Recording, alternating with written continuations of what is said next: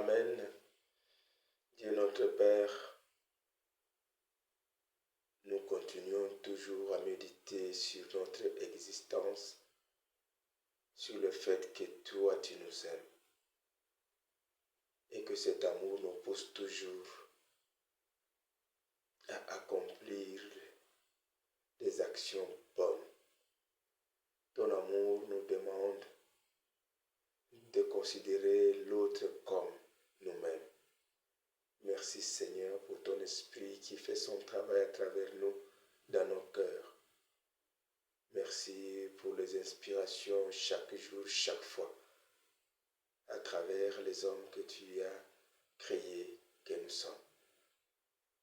Assistez-nous pendant ce petit partage pour que ce que tu nous communiques trouve place dans nos cœurs et nous aide à améliorer notre condition d'homme dans ce monde qui passe. C'est par le nom de Jésus-Christ, nous te le demandons. Il est Dieu avec toi, le Père, le Saint-Esprit, pour les siècles des siècles. Amen. Au nom du Père et du Fils et du Saint-Esprit. Amen. Nous continuons toujours à exploiter notre bouquin. Nous allons aujourd'hui méditer sur un petit poème, une réflexion. Et nous sommes à la page 40 pour ceux qui ont le petit ouvrage. Page 40, 41 et 42. Donc, de 40 à 40, deuxième page, nous allons déclamer. Qui a dit que, c'est ça le titre, qui a dit que l'homme propose, Dieu dispose. Ce que l'homme dit, ce n'est pas toujours ce qu'il fait. Les hommes disent, mais ne font pas. Mais Dieu dit, et il fait. La vie de l'homme est entre les mains de Dieu. L'homme est un être de devenir, même s'il ne connaît pas son avenir. L'homme est un ceci et un cela, disait un philosophe. Ce que devient l'homme dépend de Dieu. Aucun homme ne peut déterminer ce que sera un autre homme. Seul Dieu et lui seul sait ce que devient tout homme. Nous sommes des êtres finis et limités. Notre existence dans le monde est déjà limitée. Alors, pourquoi prétendre limiter l'autre dans son devenir? Pourquoi prétendre limiter l'autre dans sa liberté? Qui a dit que l'homme vivra éternellement et ne changera jamais son destin?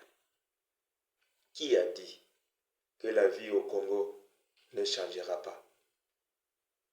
Que notre État restera le plus pauvre de tous les États du monde? Qui a dit que les pauvres ne deviendront jamais riches?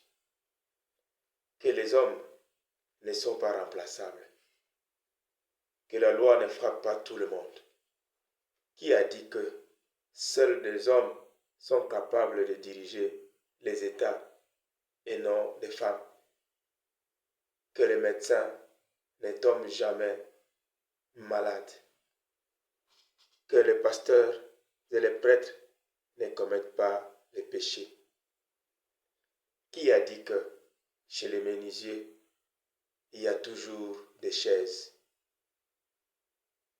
Que les meilleurs cuisiniers sont des femmes? Qui a dit que tel père et telle mère, et tel fils et telle mère, telle fille? Que les morts sont réellement morts? Que les meilleurs ou la meilleure église est la nôtre et non la leur? Qui a dit que les puissants pasteurs où des prêtres sont des faiseurs de miracles? Qui a dit qu'on peut connaître l'homme en un seul jour? Que les bonnes femmes sont celles qui sont mariées? Que les religieuses ne seraient pas des bonnes épouses? Qui a dit que tout homme doit se marier? Qui a dit que l'habit détermine nécessairement le moine? Que la meilleure prière est celle faite avec les mains jointes? Que seul le candidat doux et intelligent convient au sacerdoce? Qui a dit que ceux qui se réveillent très tôt sont ceux qui gagnent la vie? Que les grasses personnes mangent peu? Qui a dit que beaucoup manger assure la bonne santé? Qui a dit que le fou est réellement fou? Que les animaux ne sont pas organisés? Qui a dit que pleureux est synonyme de tristesse? Qu'avoir un gros ventre est synonyme de richesse? Qu'en riant, on est dans la joie? Qui a dit qu'avoir beaucoup d'argent est synonyme du bonheur? Que le roi ne peut se promener qu'accompagné d'une suite? Qui a dit que le locataire ne deviendra jamais bailleur et qu'un prisonnier n'a pas droit au travail ni à un salaire? Qui a dit que le chef est toujours excellent et irréprochable, que le plus petit ne savent rien? Qui a dit que beaucoup étudier est synonyme de beaucoup savoir? Que le meilleur travail est celui qui se fait au bureau? Qui a dit que sur l'autoroute, on ne connaît pas d'embouteillage? Que le téléphone est le meilleur moyen de communication? Qui a dit que courir est synonyme de vite arriver? Que les prostituées n'entreront pas au ciel? Qui a dit que? Qui a dit que?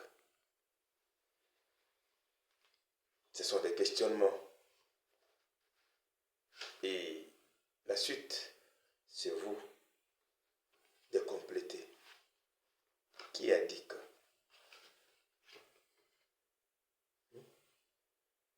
Qui a dit que les choses vont demeurer comme ça? C'est pour finalement comprendre que notre destinée échappe à nous-mêmes. A fortiori, la destinée de l'autre. La sagesse africaine, congolaise, en lingala dit-on, parce que quand moi dans mon balité, ce qui n'a eu à profiter. On ne se moque pas d'un garçon tant qu'il est encore vivant. Ça, c'est de la sagesse populaire. C'est pour dire que on ne sait jamais. C'est Dieu. Quand Dieu n'a pas mis le point final pour la vie de quelqu'un, il ne faut pas vous fier aux apparences. Dieu est capable de changer la condition de quelqu'un, la vie de quelqu'un. Bien sûr, on va dire, bon, Dieu ne nous sauve pas sans nous. Mais la grâce n'est pas l'effort de l'homme. La grâce, c'est la volonté de Dieu qui s'accomplisse dans la vie de quelqu'un. Quand bien même que Dieu lui donne la grâce, il va lui disposer aussi les moyens et même les personnes pour accomplir ce que Dieu avait dit à vous. Donc nous devons compter sur Dieu. Notre destinée, c'est dans les mains de Dieu. Je vais parler de déterminisme. Donc Dieu connaît ce que toi, ce que moi je sais. Donc, il ne faut pas que nous soyons étonnés chaque fois quand tel devient tel et devient comme ci, comme ça. Ah non, nous croyons toujours, nous pensons toujours, nous préjugeons toujours. Mais la volonté de Dieu, nous ne sondons pas ça. Donc soyons heureux de voir que à travers nous, autour de nous, qu'il y ait des signes de miracles, ce que nous appelons les régénérations, la régénération, les changements, l'amélioration des conditions de vie. L'homme peut changer, comme nous avons avec Mounier, l'homme éteint ceci, il éteint cela. Donc parfois ce que tu vois, pour moi aujourd'hui, c'est pas ce que moi je serai demain. Et ce que je serai demain n'est pas encore perceptible. C'est d'entre les mains de Dieu. Donc nous allons demander la grâce, vraiment que Dieu nous aide chaque jour à accomplir sa volonté. Que nous nous retrouvions dans son plan et non dans le nôtre. Parce que dans le plan de l'homme est vanité. Vanité des vanités. Nous allons lire parfois un petit texte sur vanité des vanités. La vie de l'homme sur la terre est vanité. Vraiment vanité des vanités. Il met un petit texte sur la vanité. Vanité des vanités. Page 102. Vanité des vanités. Tout coule, tout passe. Vanité des vanités. Tout est vanité.